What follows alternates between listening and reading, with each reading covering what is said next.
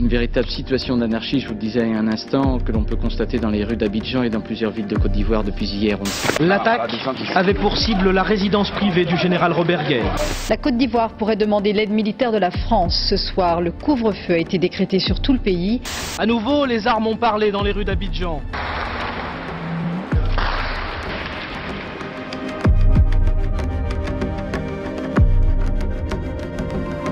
Alors, comment je me suis retrouvé dans la rébellion? C'est la question qu'on me pose régulièrement. Comment je suis arrivé dans les forces nouvelles de Côte d'Ivoire? Côte d'Ivoire, 19 septembre 2002. Le régime de Laurent Gbagbo fait face à une insurrection armée. Les villes de Korogo, Bouaké et Abidjan sont simultanément attaquées cette nuit-là. S'ils sont repoussés d'Abidjan, les assaillants gardent par contre le contrôle de Korogo et Bouaké. Une à une, les villes du centre, du nord et de l'ouest sont conquises par 3 mouvements armés qui fusionneront plus tard pour devenir les forces nouvelles. Pour le FPI, parti au pouvoir, ces attaques sont l'œuvre d'un farouche opposant.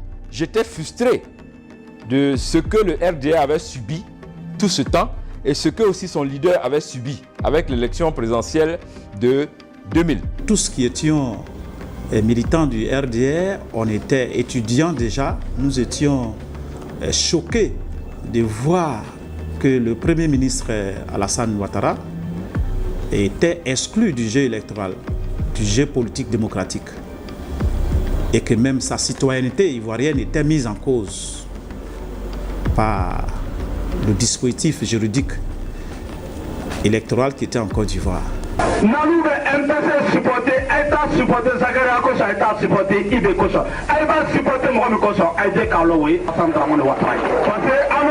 Et donc quand ils m'ont dit qu'ils étaient venus pour ça, cela m'a motivé. Mais ce qui m'a encore mieux motivé, c'est lorsque j'ai entendu la voix de mon leader Guillaume Soro sur RFI, se proclamant comme le secrétaire général du MPCI.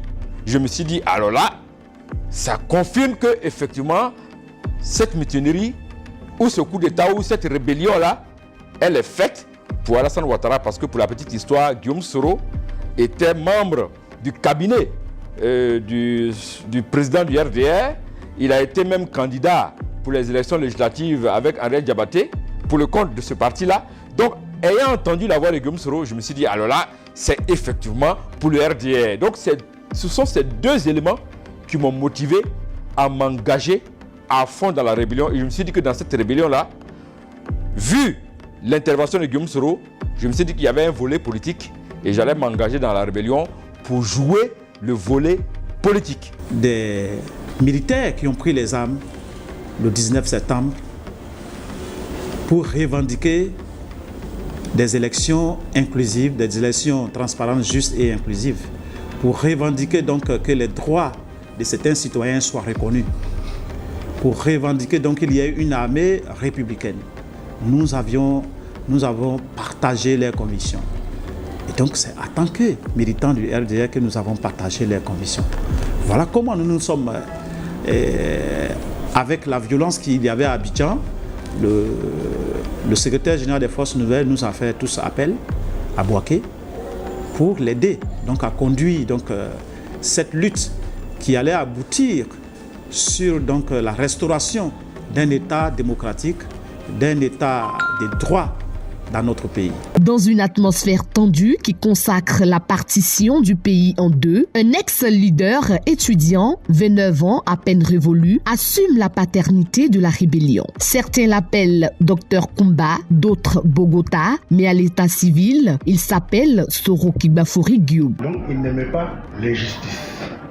Il n'aimait pas que ses camarades souffrent. Et il faisait de telle sorte que même si on devait subir la punition et tout, mais qu'elle soit amoindrie et que nous aussi nous puissions prendre. Dans le cas contraire, lui-même, il se désignait comme coupable pour pouvoir subir la punition. Alors, le premier objectif de notre rébellion, c'était de faire en sorte que nous puissions lutter contre l'ivoirité. Parce que l'ivoirité, à l'époque, pour nous, c'était une politique qui avait été mise en place pour exclure les gens du Nord, les populations du Nord, de la vie politique et sociale. du pays. À côté de ça, nos populations du Nord avaient beaucoup de difficultés pour avoir des pièces d'identité. C'était de voir que s'organisent en Côte d'Ivoire des élections inclusives, des élections démocratiques qui allaient prendre en compte tous les hauts cadres. J'allais dire les 4 grands partis en son temps, dont certains étaient exclus du jeu électoral. Donc c'était de voir que des élections inclusives soient organisées pour la Côte d'Ivoire. Mais c'était aussi qu'il y ait une armée républicaine et non une armée ethnique. Une armée républicaine, parce que ceux qui ont pris les armes, ce sont ceux-là, donc une bonne partie, sont donc des membres des forces armées nationales de Côte d'Ivoire qui ont été pris à partie par le régime qui était là, et ils étaient exilés.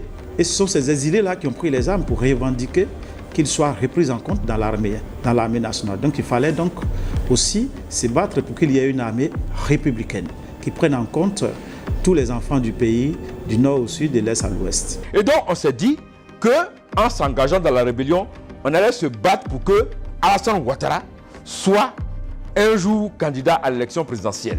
Et Paris ce soir appelle au calme, à la réconciliation et au dialogue. Un espoir en revanche justement en Côte d'Ivoire. Le président Gbagbo a accepté l'accord de paix de Pretoria et en particulier l'une de ses clauses les plus sensibles, la participation à l'élection présidentielle d'octobre du principal opposant Alassane Ouattara. Jusqu'à présent, ce dernier était récusé en raison de ses origines burkinabées. En échange, Laurent Gbagbo exige le désarmement des rebelles. Alors, est-ce que ces revendications ont été obtenues? Je dirais en partie oui. Parce que la rébellion nous a permis, à travers l'accord politique de Pretoria, de faire en sorte que Alassane Ouattara soit déclaré candidat à l'élection présidentielle. Oui, dans un premier temps, les forces nouvelles ont fait un travail remarquable pour une Côte d'Ivoire démocratique, pour un état de droit. Ils ont fait un travail remarquable. Le secrétaire général des forces nouvelles, qui a été nommé Premier ministre de la Transition et qui a organisé ces élections inclusives qu'on recherchait, ces élections transparentes qu'on recherchait, a fait un travail impeccable. C'était la première fois dans l'histoire de la Côte d'Ivoire que les grands acteurs politiques, les grands animateurs de la vie politique des différents partis se soient retrouvés dans une élection et ont compétit sereinement et ont expliqué aux Ivoiriens les mobiles de leur vision politique pour diriger le pays. Et il a été candidat à l'élection présidentielle. Mieux, il a gagné l'élection présidentielle. C'était ça notre objectif. Et à ce niveau-là, cet objectif a été atteint. Fini la rébellion, les Ivoiriens ont cru au renforcement de ces acquis démocratiques. Que nenni. Concernant l'égalité de chance pour chaque citoyen, Ga Bilikou, Tata Kokotre et Océane Siloué dans le livre Côte d'Ivoire, le rattrapage ethnique sous Alassane Ouattara, paru chez l'Harmattan, se veut très critique de la gouvernance du RHDP. Sur la question de la nationalité qui est à l'origine de la guerre qu'a connue la Côte d'Ivoire, écoutons plutôt ce que dit un ministre du régime Ouattara. Nous, on n'a pas peur d'enrôler des étrangers pour constituer notre électorat. Nous avons confiance en nous. Ironie du sort, c'est celui qui fut autorisé à se présenter comme candidat grâce à l'article 48 de la Constitution en 2010 qui a exclu 10 ans plus tard Laurent Gbagbo et Guillaume Soro des élections. Quelle lecture faites-vous de la situation politique aujourd'hui? Comme vous le constatez avec moi, la situation politique, j'allais dire, au plan politique, la situation elle est chaotique. Elle est regrettable. On pourrait parler d'échec. Parce que ce qui a provoqué le 19 septembre, c'était l'exclusion.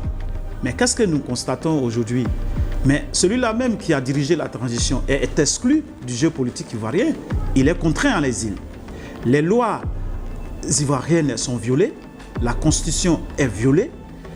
Celui pour qui nous nous sommes battus dans la rébellion, en tout cas celui pour qui moi je me suis engagé dans la rébellion et que beaucoup de cadres aussi sont engagés dans la rébellion, qui est Alassane Ouattara, il a déçu nos attentes. Parce que, je l'ai dit, nous nous sommes battus pour que tous ceux qui veulent être candidats à l'élection présidentielle le soient sans difficulté. Malheureusement, avec Alassane Ouattara, on constate qu'il y a eu exclusion des candidats à l'élection présidentielle, dont Guillaume Soro lui-même, qui s'est battu contre cette exclusion. Ça a été un élément de déception pour nous. Ensuite, l'autre élément de déception, c'est que l'ivoirité, nous nous sommes battus contre l'ivoirité qui était l'exclusion d'un groupe d'Ivoiriens, ceux du Nord. Mais en lieu et place de l'ivoirité, nous avons vu installer ce que les Ivoiriens ont appelé le rattrapage ethnique.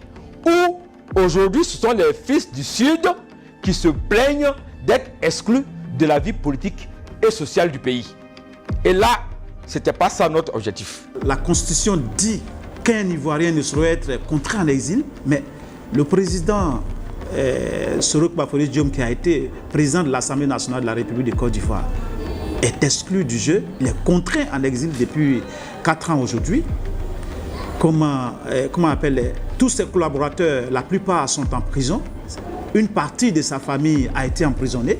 C'est du jamais vu dans l'histoire de la Côte d'Ivoire. Nous avons été trahis et aujourd'hui, je constate que franchement, la gouvernance de Bédié, la gouvernance de Gbagbo était meilleure que celle de Alassane Ouattara. Voilà mon constat que je fais dans l'état actuel de notre pays.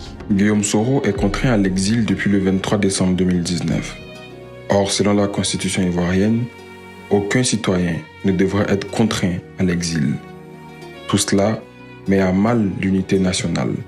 Il est temps que Soro rentre chez lui.